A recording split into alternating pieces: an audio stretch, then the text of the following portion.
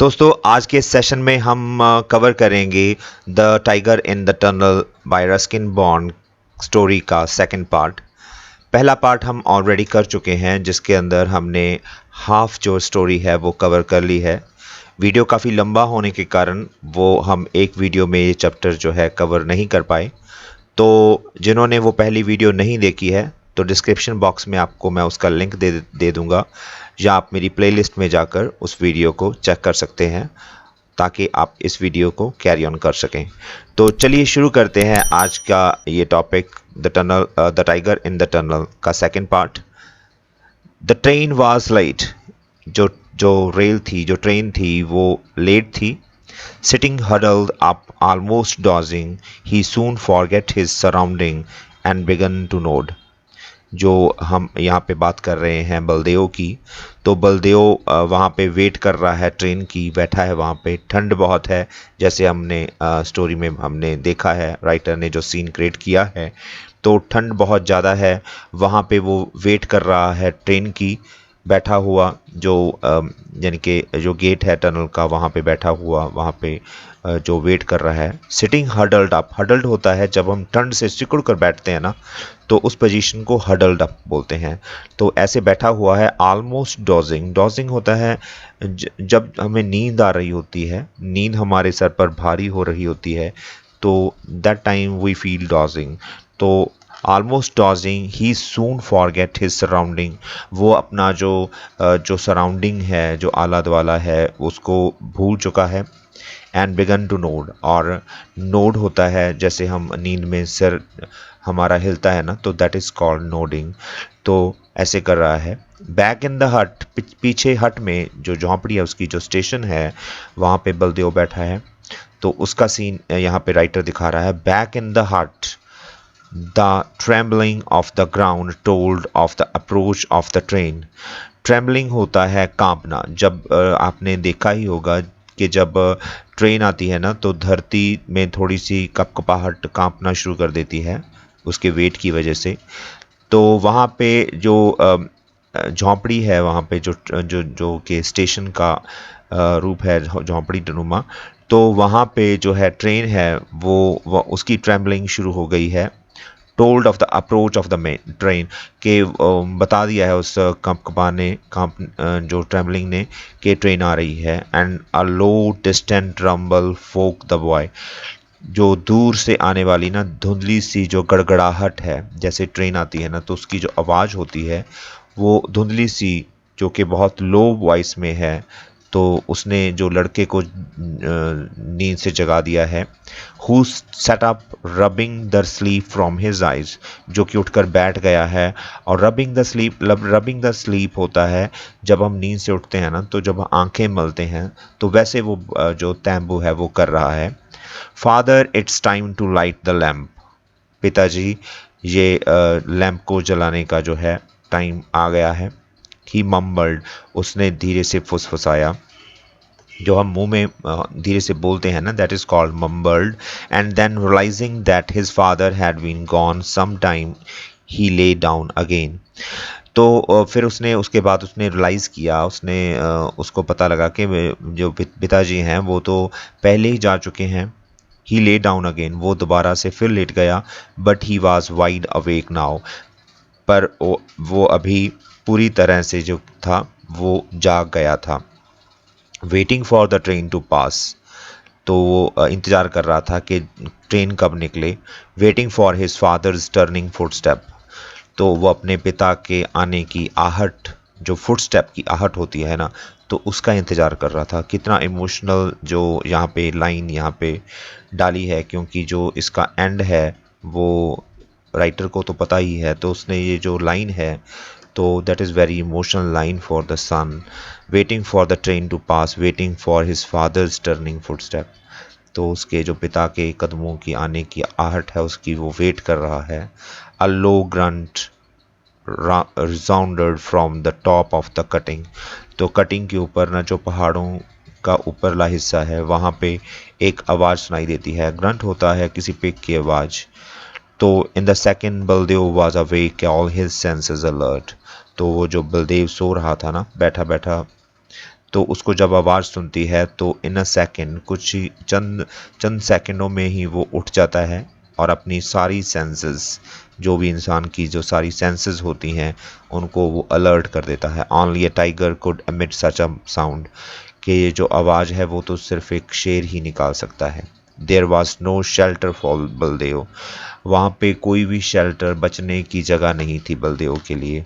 But he grasped his axe firmly and tensed his body, परंतु उसने ना अपनी जो कुल्हाड़ी थी उसको पूरे अच्छे तरीके से पकड़ लिया था, होल्ड कर लिया था, जकड़ के, जैसे हम हाथों को जकड़ कर किसी चीज़ को होल्ड करते हैं ना, that is called grasped his axe. उसने अपनी कुल्हाड़ी को पकड़ लिया था firmly and tensed his body, और अपने शरीर को तन लिया था।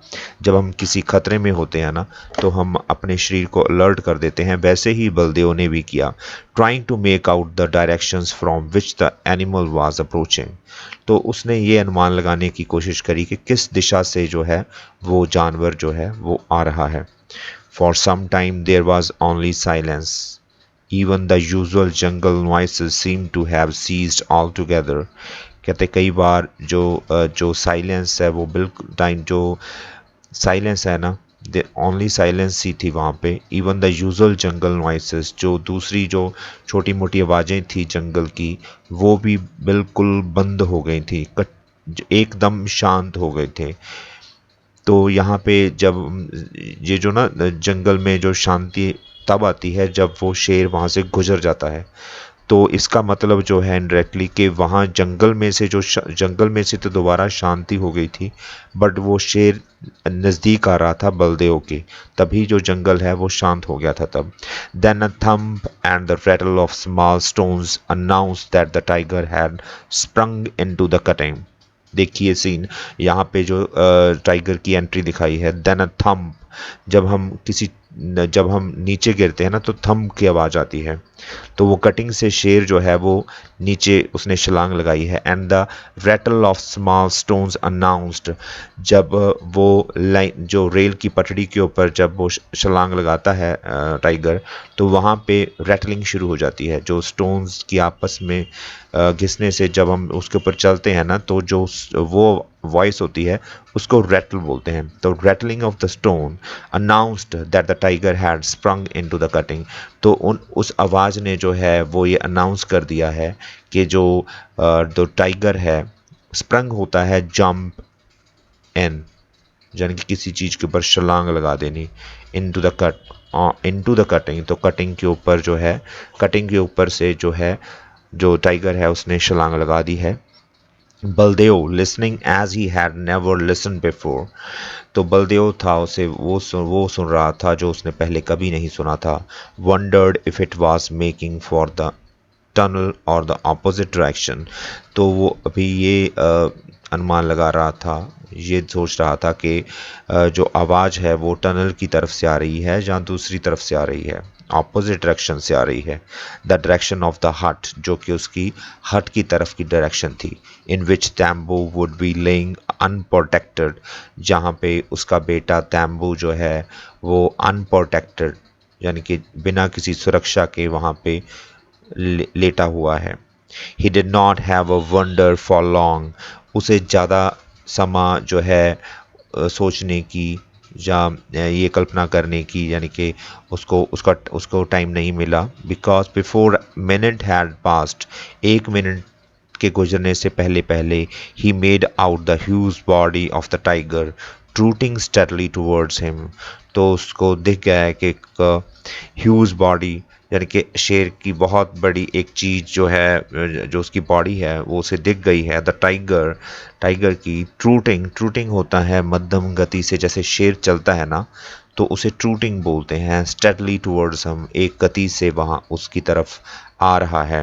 It's eyes shown a brilliant green in the light, जैसे हम अंधेरे में किसी जानवर को देखते हैं ना तो उसकी आंखें आपने कभी नोटिस करी होंगी, तो वो ग्रीन कलर की दिखती हैं, वैसे ही उसको जो वहाँ पे अंधेरा है तो उस वहाँ पे जितनी भी लाइट वहाँ पे है उस वक्त की, तो उसमें से जो जो उस टाइगर की आंखें हैं वो ग्रीन कलर की उसे दिखाई दे रही हैं। It's I shown a brilliant green in the light from the signal lamp. तो सिग्नल लैम्प की लाइट में उसकी जो आंखें हैं वो ग्रीन कलर की दिखाई दे रही हैं। फाइट वॉज यूजलेस, लड़ना जहाँ पे बेकार था। For in the dark the tiger would be more sure footed than Baldev. कि रात के अंधेरे में ये जो टाइगर है वो बलदेव से ज़्यादा ताकतवर है। श्योर फुटेड होता है असफल ना होने वाला। किसी चीज़ को अगर हम करते हैं ना तो हमें पता होता है कि हम उसमें असफल नहीं हो सकते। तो श्योर फुट था वो, जो था वो टाइगर था इस सीन में। And would soon be upon him from behind, और जल्दी ही उसके पीछे से जो है उसके ऊपर आ जाता है। Baldev stood with his back to the signal post motionless staring at the great brute moving rapidly towards him. तो बलदेव जहाँ पे खड़ा है, कहाँ पे खड़ा है? Back to the signal post, signal post के पास लगा खड़ा है। मोशनलेस, बिना किसी हरकत के। Staring at the great brute, brute होता है बहुत बड़े आकार वाला। लार्ज स्ट्रॉन्ग एनिमल के लिए ब्रूट यूज़ किया जाता है। तो यहाँ पे वो देख रहा है, सिर्फ स्टेयर कर रहा है। Great brute moving rapidly towards him. तो वो एक बहुत बड़े आकार का जो जानवर है वो उसकी तरफ तेजी से आ रहा है। The tiger used to the way of man.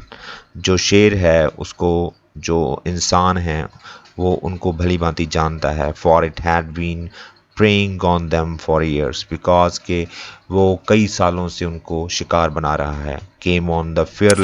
came on fearlessly and with a quick run and a snarl struck out with its right paw। तो वो fearlessly, बिना किसी डर के उसकी तरफ बढ़ रहा है। preying came on fearlessly and with a quick run, एक ही यानी कि क्विक रन से, जैसे हम किसी के ऊपर छलांग लगाते हैं ना, तो क्विक रन से। स्नर्ल, स्नर्ल होता है जब कोई जानवर जो होता है ना वो गर्राता है तो उसके दांत दिखते हैं। That is the position of the mouth is called snarl. Struck out with its right paw, तो उसने वहाँ पे उसके ऊपर यानी कि हमला किया अपने राइट पा से। राइट पा मतलब राइट जो दायां पंजा होता है उससे उसके ऊपर हमला करता है। Expecting to bowl over, bowl over होता है नॉक डाउन कर, किसी को एक ही झटके में नीचे गिरा देना। That is called bowl over. This puny man, puny होता है वीक, कमज़ोर आदमी। Who dared stand in the way. तो शेर ने कहा कि मैं तो इसको एक पंजे से ही मार कर नीचे गिरा दूंगा, जिसने मेरे सामने खड़े होने की हिम्मत करी है। बलदेव हाउएवर वाज रेडी, यहाँ पे जो बलदेव था वो भी हालांकि वो बहुत तैयार था उसका सामना करने के लिए। With the marvellously agile leap he avoided the paw, तो उसने बहुत ही फुर्ती के साथ मुड़ करना। अजाइल लीप होता है फुर्ती से मूव जो करता है। तो अवॉइडेड द पा, तो उस पंजे का जो वार था उससे उसने बचा लिया था। And brought his ex down on the animals shoulder, और अब जो है उस एनिमल के शोल्डर के ऊपर जो उसका अगला हिस्सा होता है जानवर का, तो वहाँ पे उसने अपनी एक्स को मारने की कोशिश की। The tiger gave a roar and attempted to close in, तो टाइगर जो शेर है उसने यानी कि दहाड़ते हुए इस कहानी को ख़त्म करने का प्रयास किया। Again Baldev drove his axe with टू एम, अगली बार फिर बलदेव ने दोबारा कोशिश करी अपने टारगेट के ऊपर वो अपनी कुल्हाड़ी चलाने की। But to his horror the beast the swerved, तो स्वर्ड होता है दिशा को बदल देना। तो वट टू हिज हॉरर, तो उसके डर से जो बीस्ट जो शेर है तो उसने अपनी दिशा बदल दी। And the axe caught the tiger on the shoulder almost severing the severing the leg. तो शोल्डर जो एक्स थी, जो उसकी जो कोल्हाड़ी थी, ऑलमोस्ट स्वेयरिंग द लेग, तो उसकी टांग में वो जो है वो वार हो गया, दो टुकड़ों में ऑलमोस्ट उसको काट दिया उसने। ठीक है। टू मेक मैटर वर्स, उस कहानी को और भी ज़्यादा गंभीर बनाने के लिए the axe remained stuck in the bone, तो जो उसकी कुल्हाड़ी थी ना, तो वो इतनी गहराई से उसकी टांग पर लगी कि उसके बोन के अंदर धंस गई। And Baldev was left without a weapon, तो उस जब अब बलदेव के पास कुछ भी नहीं है, यानी कि वो उसका जो हथियार है वो उसके जो टांग के शेर की टांग है उसके उसके वहाँ पे ही स्टक हो गया था। The tiger roaring with pain, जो शेर था वो बहुत ही दर्द के साथ चिल्ला रहा था। Now sprung upon Baldev, sprung होता है जंप करना, तो अब वो बलदेव के ऊपर जंप करता है। Bringing him down and then tearing at his broken body, तो उसे नीचे गिरा देता है और उसके जो उसकी टूटा फूटा जो उसका शरीर है तो उसको टेयरिंग, उसको फाड़ फाड़ रहा है। It was all over in a few minutes, सारी कहानी जो होती है कुछ ही मिनटों में ख़त्म हो जाती है। And then there was blackness and the night closed in on him forever. देखिए यहाँ पे जो राइटर है उसने कितनी शब्दों को कितनी अच्छी तरीके से प्ले किया है। देन देयर वाज ब्लैकनेस, तो उसके बाद वहाँ पे अंधेरा छा जाता है। And the night closed in on him for ever, तो उसके लिए हमेशा के लिए उसके लिए जो है वो रात ढल जाती है।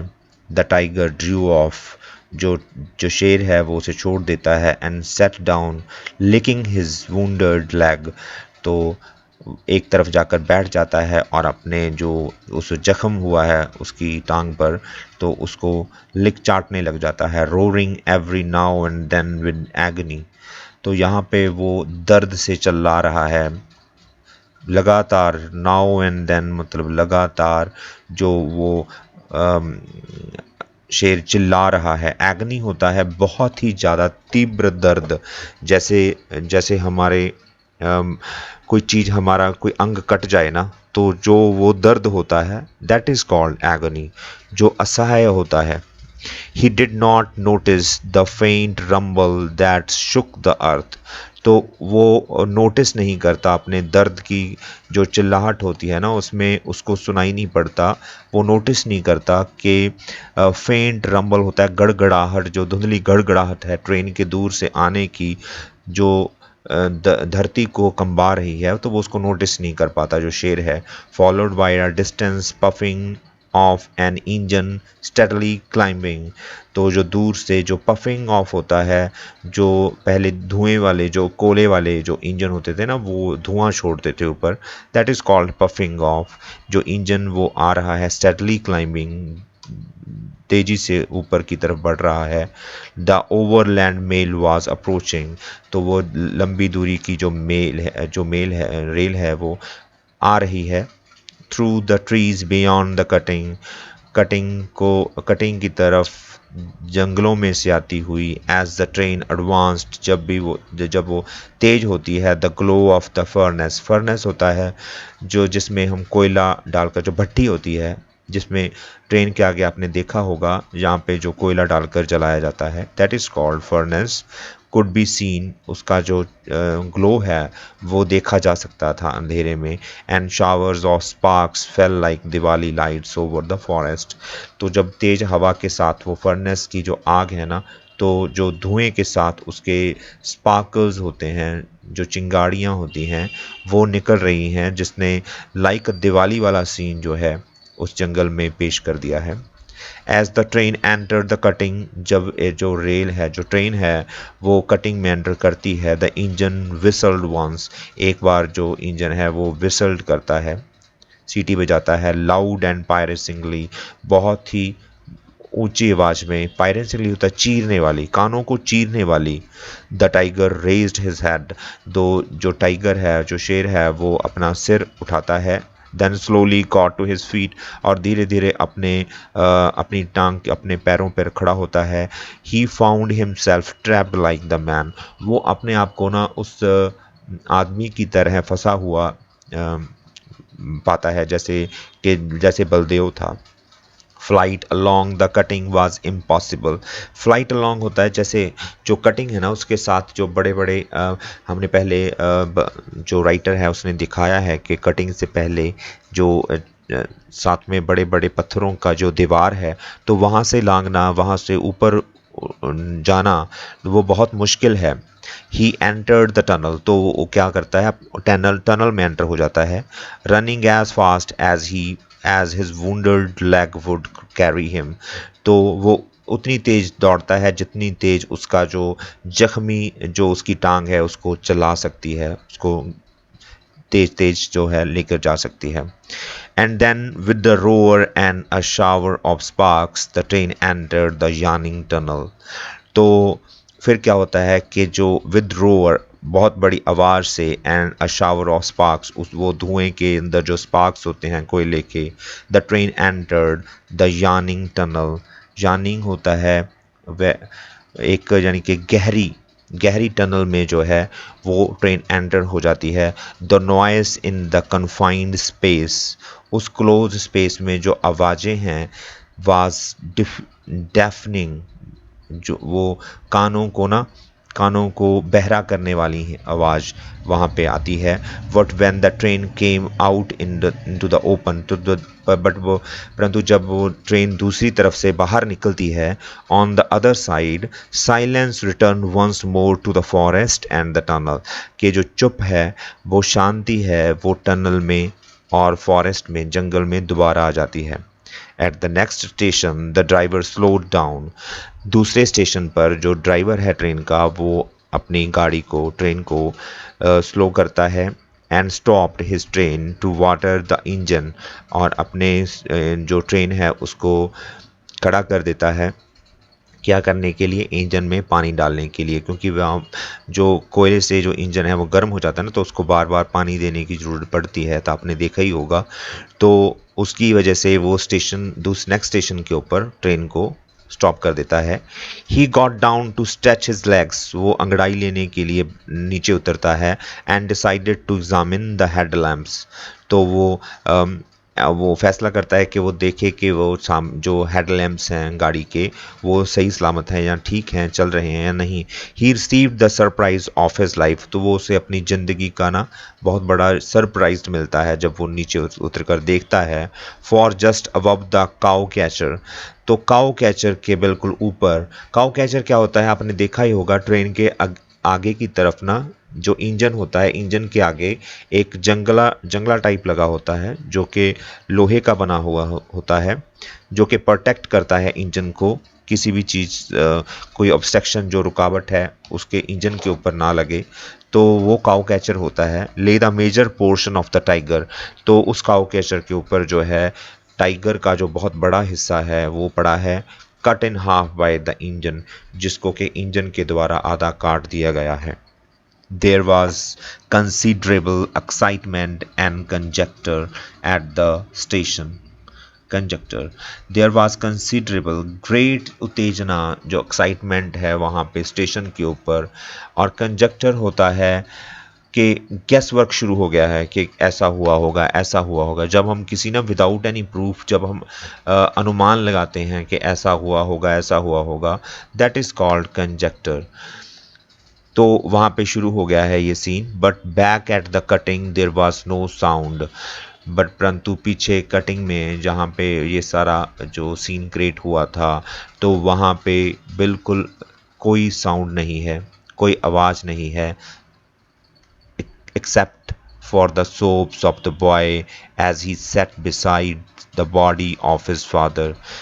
किसके बिना, सिर्फ सोब्स होती हैं, क्राई लाउडली, जब हम कोई मर जाता है ना तो उसके जो रिलेटिव्स होते हैं, जहाँ उसके रिश्तेदार, जो उसके परिवार वाले, तब वो जब रोते हैं, दैट जो वो चीखें होती हैं जो, तो उसको सोब्स बोलते हैं।